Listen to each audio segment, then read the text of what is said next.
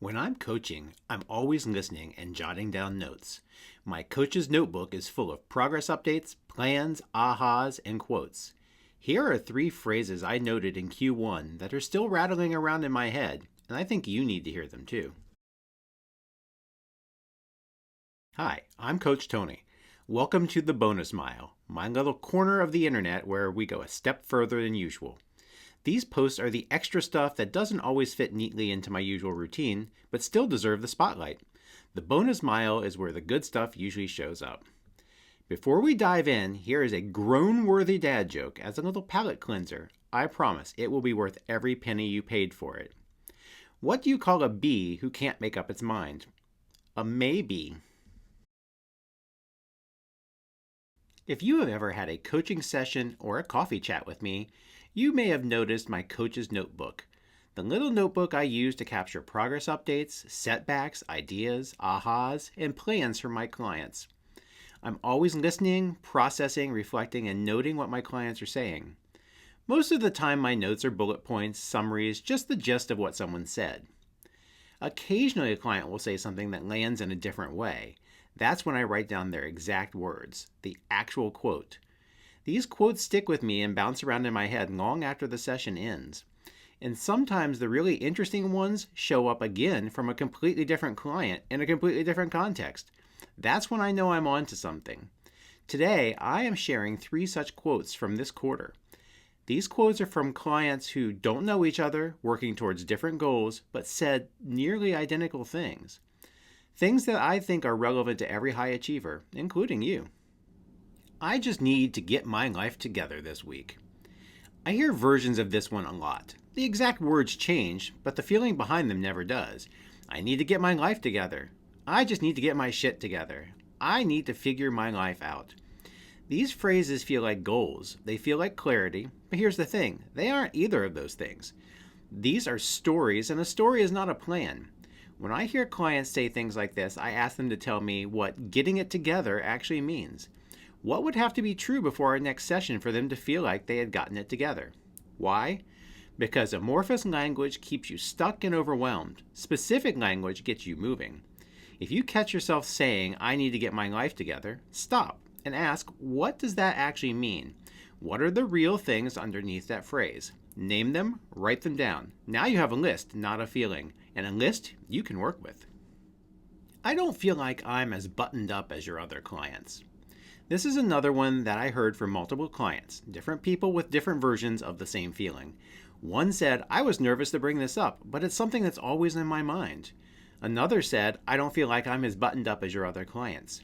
Let me be direct about something. I don't compare my clients to each other. Every client is working through their own stuff on their own timeline. That's the whole point. But more importantly, neither should you.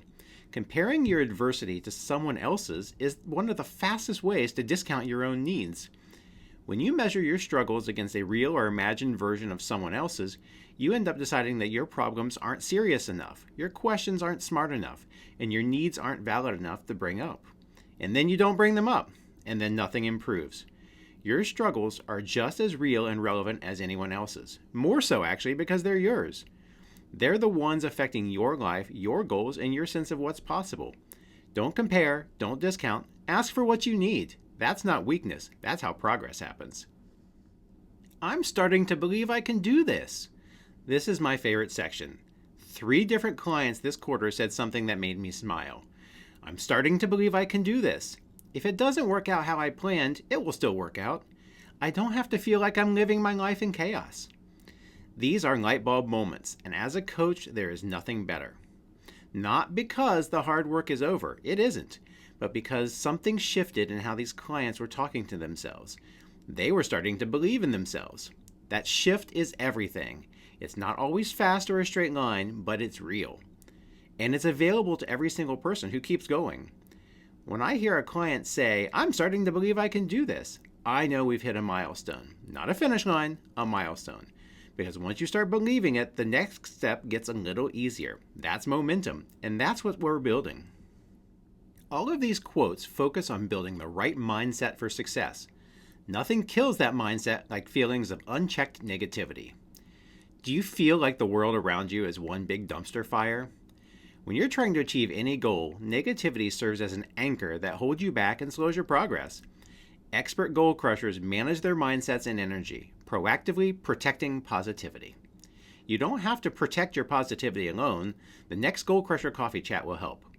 Fireproof your positivity, protecting your positivity when the world's a dumpster fire.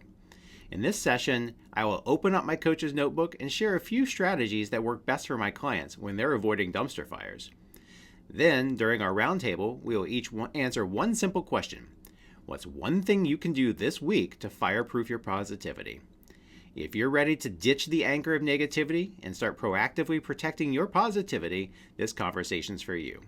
Click below or visit operationmelt.com/coffeechat to save your spot for this free event.